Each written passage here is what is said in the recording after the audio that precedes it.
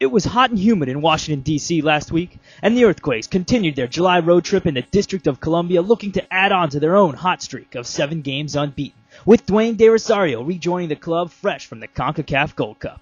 Stay tuned for all the highlights, interviews, and action coming up next. This is Quakes Insider.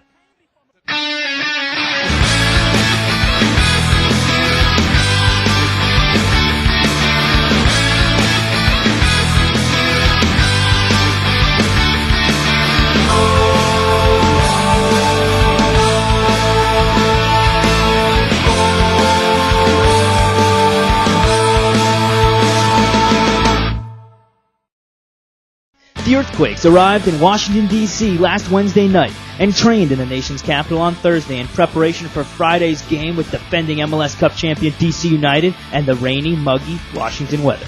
The game would be difficult from the start, but Dwayne De Rosario, who joined the Quakes on Thursday after the Canadian national team was eliminated from the Gold Cup, had an early chance to score for San Jose in the 17th minute. Rosario strikes the ball just wide left. Good snap chance there by Dwayne. That's great to see. It's a good ball by Barrett. Dwayne just takes one little touch, one little look, and smacks it. Unlucky.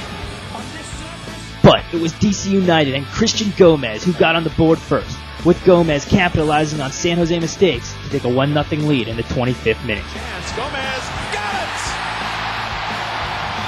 1-0 DC United. Gomez strikes it in the 25th minute, and the Earthquakes for a second straight week on the road are down 1-0 early on. I think we're just a little bit flat, and came down to just like simple little mistakes we made. The first goal, tried a stupid pass, should have just kicked up the line and capitalized on it. I think that just kind of summarized the night right there. Lost ball in bad places, and they punished us when they should. So. Good for them. In the 37th minute, De Rosario nearly scored again, as the Canadian was still dangerous despite a grueling travel and playing schedule that saw him start and play 90 minutes in all 3 of Canada's Gold Cup matches. It's definitely difficult. it's not easy, but you're professional and you have to learn how to cope with it. This is not the first time I've done something like this before, but I want to play. I want to be involved, and I try to make things change. Try to push up as much as possible and create some chances for our team. But in the end, I think everyone was fatigued. Not only myself, but I think everyone was kind of fatigued. It's hard to play under those conditions, wet grass, and the humidity is difficult. DC kept up the pressure, and Gomez was looking for his second goal of the match in the 41st minute off a corner kick. Comes for it bravely, gets enough on it, pours it away, comes to Gomez, and he gets over, checkmates it, and just misses. That's precious. United was able to extend its lead to 2-0 in the 50th minute on a goal by Jaime Moreno. Front, one-time shot, goal! Jaime Moreno! And DC takes a 2-goal lead in the 50th minute at RFK Stadium. Very spectacular finish, very, very impressive finish by a man who has really been reborn in the last 2 seasons in MLS. This is a tremendous piece of skill by Jaime Moreno. No chance, it's a good ball in by Gross, but look at this for skill. He sees it over the top of his defenders and his forwards, controls it with one touch and lashes it into the net. And then 20 minutes later, Moreno assisted on another United goal to put DC up 3-0 and the game out of reach. There's a chance. They're on goal again, and it's 3-0 DC. Christian Gomez, second goal of the game, and DC looking for blood in the water, and it's 3-0. Really he found his moments. Yeah, two good finishes. Like I said, it's like we just made mistakes. I'm not gonna take anywhere from them. They were good tonight, but we made mistakes. They punished us, So and we couldn't get a good hold of the ball tonight. It was difficult for the guys. Just a reality. Yeah, I feel like those maybe came from our breakdowns, us just not being as sharp as we should have been. we've done a good job the last few weeks of not giving up goals like that, communicating pretty well and not giving up chances like that. And tonight we didn't do as good a job. It wasn't any one player. It was unfortunately it was too many of us that just weren't as sharp as we needed to be tonight. San Jose had one last chance to get on the board in the 79th minute, but it was not to be, as the Quakes dropped their first game since May 28th, ending the second longest unbeaten streak in club history. Yeah, I mean, it was just an off night for us.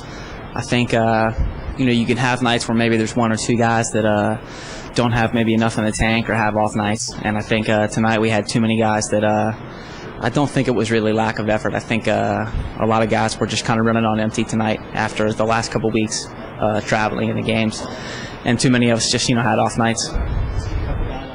Not only did San Jose lose the game in D.C., but following a Danny Califf yellow card in the 75th minute, the club lost a tough central defender for Wednesday's game in Colorado due to yellow card accumulation. This league is probably the toughest league in the world when it comes to travel, but if you look at our team, every single one of the guys, I think with the exception of maybe a few, have been around this league for a long time, and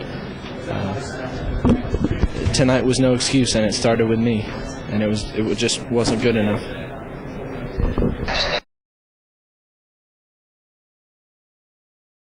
Once again, it's time to enter that special place, the Kitman's Corner, where we get to catch up with the Earthquakes Kitman, Malcolm Phillips. Love it. I just love Kitman Corner, supposedly.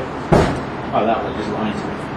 Malcolm prepares for the wet and rainy night in D.C. It's going to suck tonight if it rains. It's okay, we're wearing white, so the stains won't show up too badly. And the Kitman comments on the newly redone RFK Stadium visiting locker rooms. Before in the old locker room, you used to get that whole locker room. They've moved us. This is like the Washington Nationals visitors clubhouse. Whatever, for some freaking sport where you hit the ball and you're out 9 times out of 10. What's it called? Rounders or something? Softball, sorry. Oh, sorry, baseball. Just kidding me, you guys. Whatever. Oh, well. Swing, batter, whatever. Can I see that impression? Cricket. Man's game. What's better, cricket or The Kitman decides to make himself at home in the Major League Baseball locker room. Still no beer in the fridge, though. That's unbelievable. Turkey burgers, waffles, ice cream. I like coming to DC. They got more on this cabinet, son. That's empty. Oh, Brucey! Peanut butter? Peanut butter. Yeah. Look at this lot. Are you kidding me? I have to remember to have a waffle after the game. You got oatmeal as well. Microwave? They can afford it. Bruce, what do we need for our locker room? For next week's morning session? Some applesauce and Applesauce. black beans. How about applesauce and salsa? Yes. That would Mixed together. That would be very good. This one's locked. They must be real that's good. That's the cash crop. The cash cows are in these ones. Steak sauce. Are you kidding me? Look. Look up top. Look, they put out some ratty ass oranges and Kit has found the booty. That's what DC United gave. That's the difference between DC United and cookies. Yeah. Hey, stealing's not good, kids, so don't do it. Bruce, stealer, thief, tea leaf.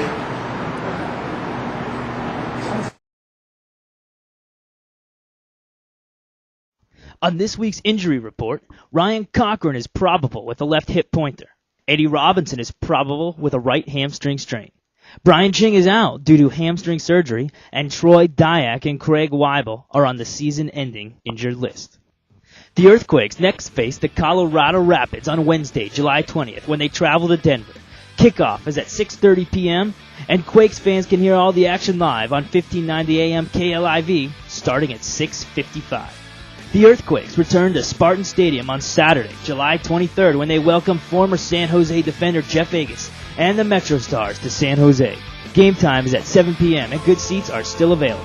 Fans can listen to all the action live on 1590 AM KLIV in English and 1370 AM KZSF in Spanish. Earthquakes fans, we will see you at Spartan Stadium this weekend. That's it for this edition of Quakes Inside.